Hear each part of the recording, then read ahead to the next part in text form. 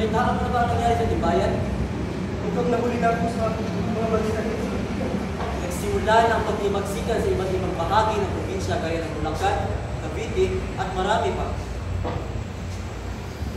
Nalulungkot ang tulong na naman yun. Nalulungkot? Hindi ba dapat ikaw ay matuwa dahil nagsimula ng pipilo sa mga Pilipino para bawiin ang ating kalayaan?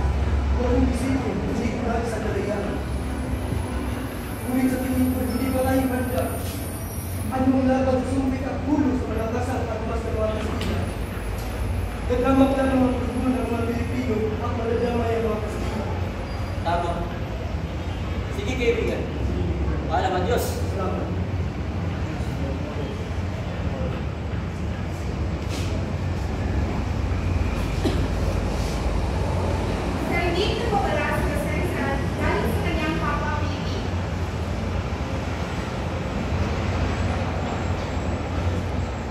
Jose!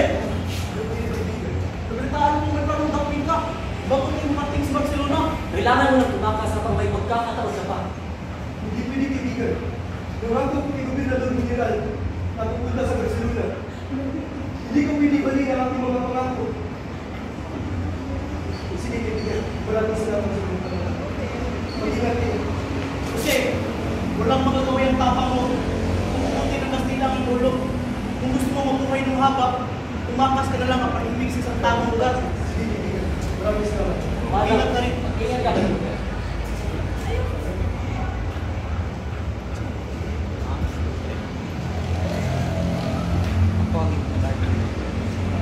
Eres José Bernardo Rizal Cardano.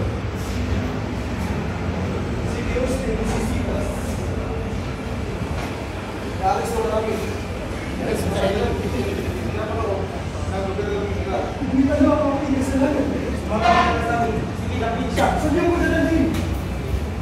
Itaw niyo ko.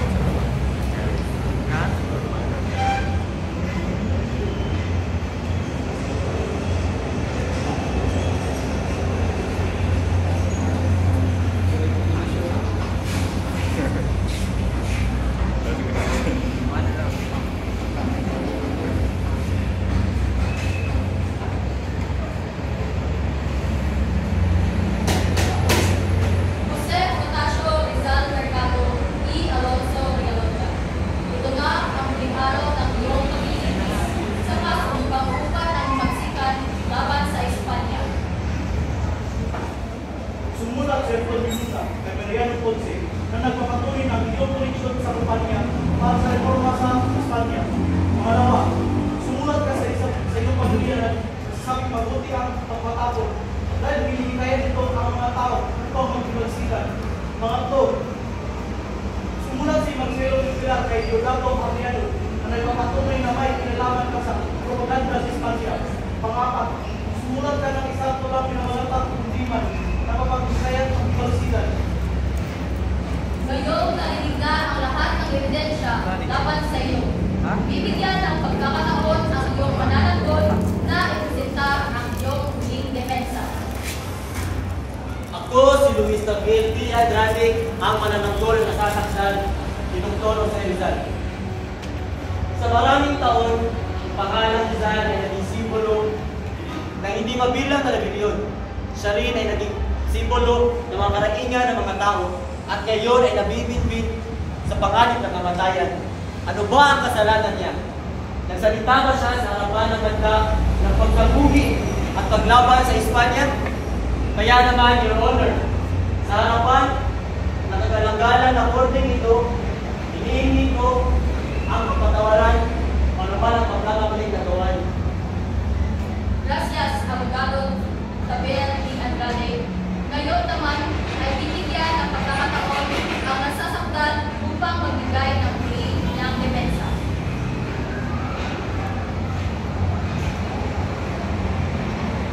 Nakakalungkot isipin na may mga taong ko sa dapitan. Dapit ang aking pagkawala para hindi na po. Ngayon, natidiin ako sa kruseng ito. Dahil sa mga kasalanang pinabukol sa akin, isa lang ang alam kong nagawa kong kasalanan. Inahan ko ang sarili kong bayan. Sinungaling yan. Sa tamparting kasulungan! Silensyo! Babasahin na ang hatol sa nasasaktan. Ikaw, Jose Protasio Rizal Mercado y Alonso Rialonga, ay napatunayang nagkasala sa harap ng korte nito. Dahil sa iyong pang-upan ng magsikan laban sa Espanya, ikaw ay naatulan ng bagusang kamatayan. Maaari! Maaari!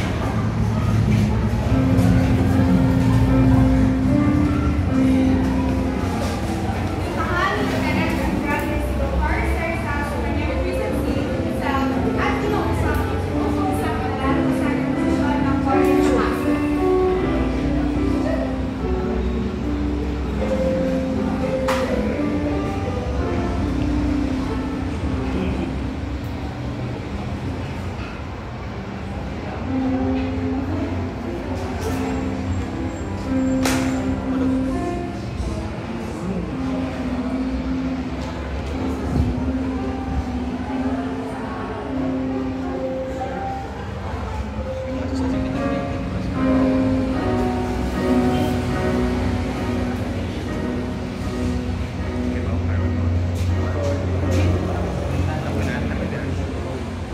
Gago! Tanga!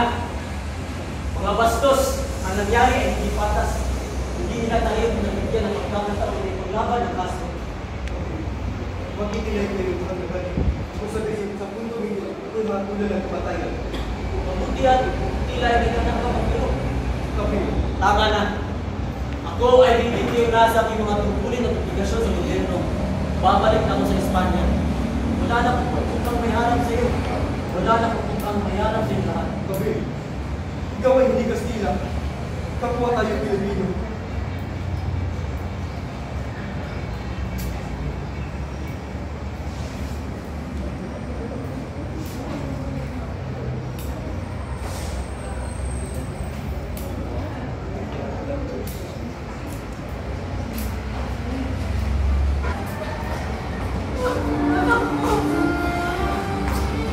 Walang kaalam na senyor. Maaari ko bang makausap ang gobernador general? Gusto ko lang sana humingi ng tulong para sa aking anak ko si Jose Rizal.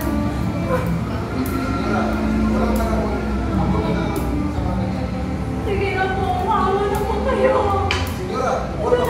Ito na lang natitirang paraan para minsan makuha ang buhay ng aking anak. Gobernador! Maawa po kayo sa anak mo. Senyora, por favor, pagpapagpapagpapag po. Maawa na po kayo. Maawa na po kayo. Nagmamaawa po ako. Gobernador. Ito, para sa mga anak.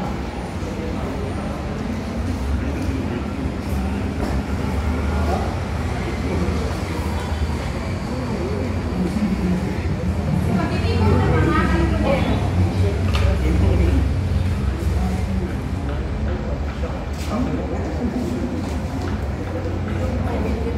Mga kapwa mga tipulero, tayo ay lulusot sa Kastila sa lalong madaling panahon. Kailangan natin pumunta si Dr. Jose Rizal. Mabuhay si Dr. Jose Rizal! Mabuhay! Lalaban tayo! Laban! Sandali, sandali. Sandali.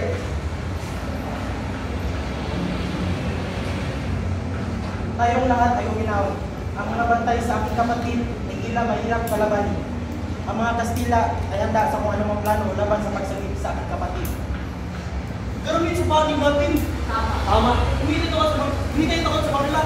Mga kapwa ating numero. Lalaban tayo para tayo si Rizal. Laban! Sandali lamang, hinahon tayong lahat. Ang mga bagamat ako man ay nais kong sagipin ang ating kapatid na si Rizal, ngunit siya rin ay ayaw itaya ang kapakanan ng ating mga buhay. Kaya wala na tayong kalaban-laban sa mga Kastila. Ang kapalaran ni Baby ay nasa kamay na ng Panginoon. Wala na tayong magagawa sa mga Panginoon.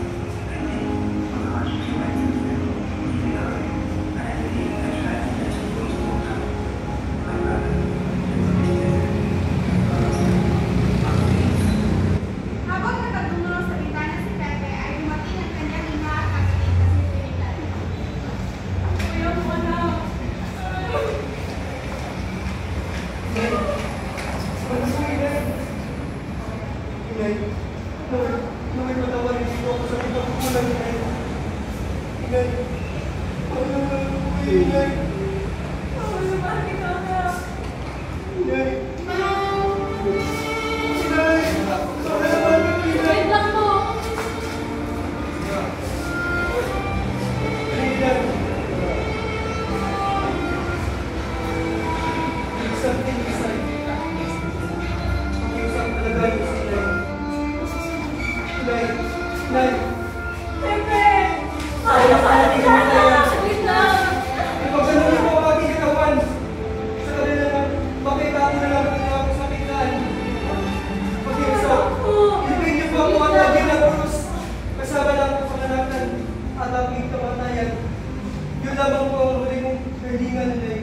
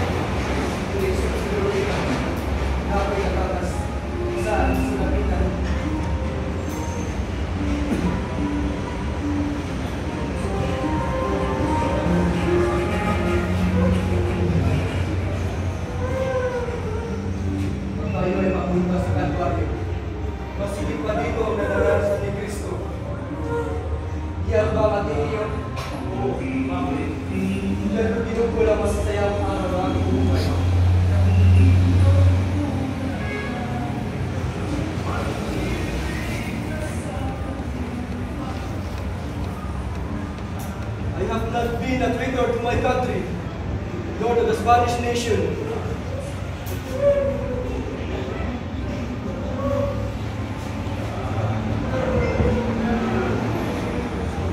Sa ngalan ng kaharian ng Espanya, ang sino mang magtaas ng boses pabor sa kriminal ay aatulang din ng kamatayan. Listo! Cargar! Establecer! Sumatumbes! Fuego!